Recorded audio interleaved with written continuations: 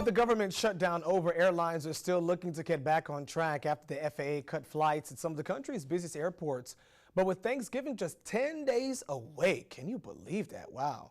Some are asking if there's enough time for airlines to get everything running normally again. Our Mike White has been looking into that. He's live now at the Columbia Metropolitan Airport. The latest. What did you find out, Mike? Friendy, after seeing a peak of 6% in flight cuts, the FAA officially lifted its emergency order this morning at 6 o'clock. Now, this means that air travel can resume to its normal schedule. And when I spoke to a AAA representative earlier today, she says they still expect a record number of travelers for this Thanksgiving holiday and called this current flight scenario a fluid situation, pointing to the difference of number of flights canceled per day when the cuts were going on. And she said that there still might be a slight adjustment period for the airlines when they return to getting back to normal.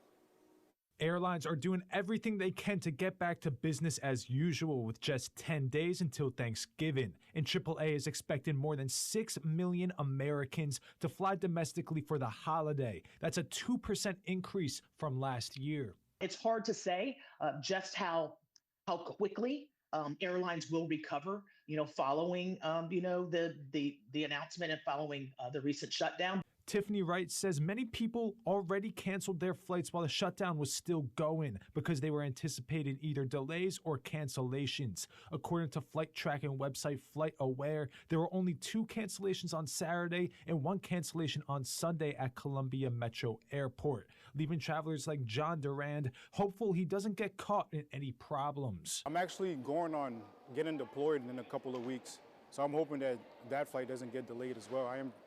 It's around the holidays, so I might expect some delays. Other travelers know people who were heavily impacted by the reductions and delays. He was coming back home from being out in Japan, and he got to the airport. His flight was an hour, later, which was kind of normal for him. But when it came to that, it took 2 hours before that flight actually got there.